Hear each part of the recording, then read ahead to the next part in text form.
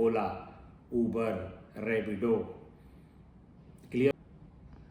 सड़क सुरक्षा विमर्श और यूट्यूब चैनल सेफ व्हील्स में स्वागत करते हुए आपका आज हम वार्ता करेंगे रेडियो टैक्सी के ऊपर। आप जानते हैं कि यातायात के जो हमारे सार्वजनिक साधन हैं उसमें टैक्सी सबसे इम्पोर्टेंट हुआ करती थी। फिर अचानक से सरकार ने 2012 में रेडियो टैक्सी की अवधारणा सामने रख दी। रेडियो टैक्सी की अवधारणा इसलिए रखी गई थी ताकि सार्वजनिक परिवहन की उपलब्धता सुनिश्चित की जा सके। एक अवधारणा होती परिवहन में लास्ट माइल कनेक्टिविटी की, कि जहाँ तक कोई बड़ा साधन है जैसे मेट्रो है या कोई ट्रेन है या कोई बस है, वो जहाँ सवारी उतारती है वहाँ से अपने घर तक की जो कनेक्टिविटी है वो लास्ट माइल कनेक्टिविटी के नाम से जानी जाती है। रेडियो टैक्सी से आप कोई कंफ्यूज नहीं होना, उसमें रेडियो पे गाने बजते हैं। रेडियो टैक्सी रेगुलर टैक्सी है, जैसे कि धारा 74 MB एक्ट में कॉन्ट्रैक्ट कैरेज परिभाषित है, जैसे धारा 93 में एग्रीगेटर परिभाषित है। तो धारा 74 और 93 के बीच में जब रेडियो आ जाता है तो रेडियो टैक्सी बन जाती है। धारा 74 में कॉन्ट्रैक्ट कैरेज का प्रावधान है कि कोई भी व्यक्ति 4 पहिया छोटी कार को किसी के सवारी ढोने के लिए परमिट ले सकता है, जिसको आप अक्सर बोलचाल की भाषा में बुकिंग की गाड़ी कहते हैं, कि वो गाड़ी सवारी उठाती छोड़ती नहीं, सीधे बुक होती है कि यहाँ से झुमरी तलैया जाएंगे, झुमरी तलैया से लौट आएंगे। और धारा 93 में एक एग्रीगेटर होता है जो ट्रांसपोर्ट का बिजनेस करता है, माल का भी और सवारी का भी। जब ये टैक्सी ड्राइवर और धारा 93 का ट्रांसपोर्टर जब दोनों रेडियो से जुड़ जाते हैं तो ये मिलकर रेडियो टैक्सी बन जाती है। अभी मैं आपको कोई उदाहरण दूंगा तो आपका एकदम फंडा क्लियर हो जाएगा। ओला, उबर, रैपिडो, क्लियर हो गया होगा आपको। ये रेडियो टैक्सी हैं जो आप तुरंत कैब बुक करते हैं आजकल घर बैठे हुए और ड्राइवर नीचे खड़ा हो जाता है। यह सुविधा आपको सन 2012 की नियमावली के बाद सन 2013 से शुरू हुई। अमेरिका में, लंदन में पहले से सब चल रहा था, लेकिन भारत में आवश्यकताएं जब बढ़ी तो 2012 और 13 में इसकी सुविधा शुरू की गई। इसके लिए जरूरी क्या होता है कि जो भी गाड़ी का मालिक है वह केवल एक ट्रांसपोर्ट परमिट ले लेता है धारा 74 में, और जो एग्रीगेटर है वो धारा 93 में लाइसेंस ले लेता बुकिंग करने का। अब ये दोनों मिलके मोबाइल फोन के माध्यम से ग्राहक को पटाते हैं, उससे बात करते हैं, उसकी डिमांड को अटेंड करते हैं, और वो जहाँ कहता है ड्राइवर की गाड़ी वहाँ पहुँच जाती है, उसको लेके वहाँ छोड़ देती है।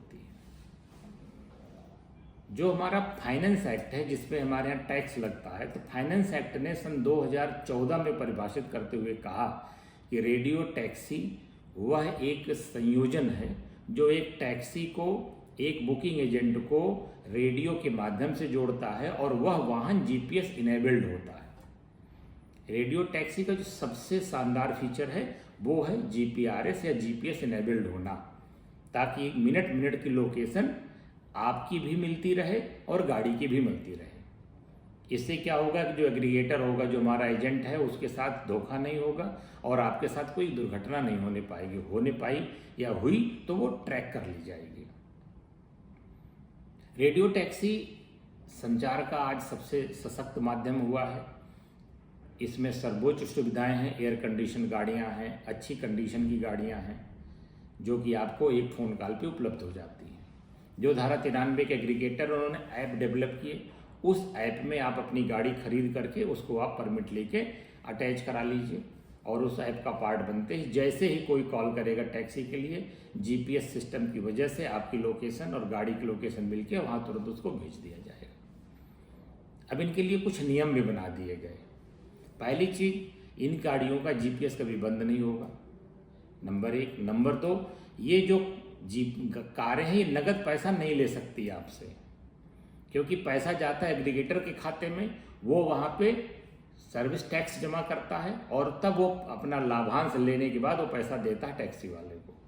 तो यदि कोई भी रेडियो टैक्सी आपसे नगद पैसा ले रहा हो तो जान लीजिए को चीटिंग कर रहा है। दूसरा, नगद पैसा ले। तीसरी बात यह है कि यह टैक्सियाँ शहर की जो परिभाषित सीमा है इसके बाहर नहीं जा सकती। हालांकि हमने देखा है कि कई लोगों ने गाड़ियां बुक करके एक शहर से दूसरे शहर की तरफ जा रहे हैं, लेकिन इनका जो नगरीय क्षेत्र है, नगर सीमा है, जैसे मान लीजिए लखनऊ मेट्रो कॉरपोरेशन है, इसके सीमा के भीतर ही गाड़ियां चल सकती हैं। इनको कहीं शहर के बाहर जाने की अनुमति नहीं है। ये कोई सामान नहीं ढो सकती हैं।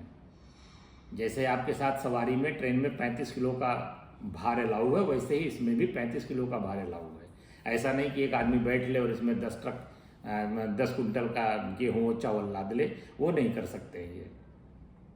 साथ ही साथ जो इसका ओनर होगा उसको अपना आई कार्ड डिस्प्ले करना होगा।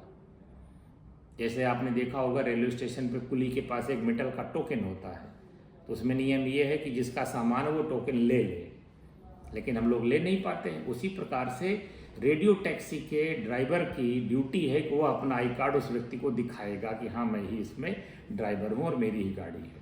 और आज के ज़माने में जानते हैं 1 टाइम पासवर्ड का भी बड़ा अच्छा एक सिस्टम डेवलप हो गया है कि अब OTP से कन्फर्मेशन होता है कि गाड़ी भी जेन्युइन है और सवारी भी जेन्युइन है। ऐसा नहीं है कि बीच के ज़माने में हमने देखा होगा कि लोगों ने गाड़ियाँ बुक कराई, कुछ दूर गए, ड्राइवर को मार के फेंक दिया, गाड़ी लूट ली। तो ऐसे घटनाओं को, दुर्घटनाओं को बचाने के लिए OTP का जब से सिस्टम आया तब से यात्रा और भी सुरक्षित और सुगम हो गई है। इन गाड़ियों की चूंकि परमिट जारी होती है, यदि ये यातायात नियमों का उल्लंघन करते हैं तो इनके विरुद्ध कठोर कार्रवाई होती है। न केवल इनका परमिट कैंसिल हो जाता है, अपितु इनके ऊपर फाइन भी ज़्यादा लगाया जाता है। तो आपकी ये बेहतरीन सुविधा है जिसके बारे में शायद आपने कभी नहीं सोचा होगा कि ये तंत्र काम कैसे कर रहा है, इसकी लीगलिटी क्या है। इसलिए आज आपको अपनी इस YouTube चैनल के माध्यम से मैंने आपको शेयर किया। तो आप इस चीज़ को अच्छे से जान लीजिए कि रेडियो टैक्सी ही वह मोटर कैब है जो ओला, उबर, रैपिडो के नाम से आपको सेवाएं दे रही है। तो बने रहिए हमारे साथ हमारे YouTube चैनल सेफ व्हील्स पे, और यातायात संबंधी एक से एक नायाब जानकारियाँ मैं आपको देता रहूँगा। बहुत बहुत धन्यवाद।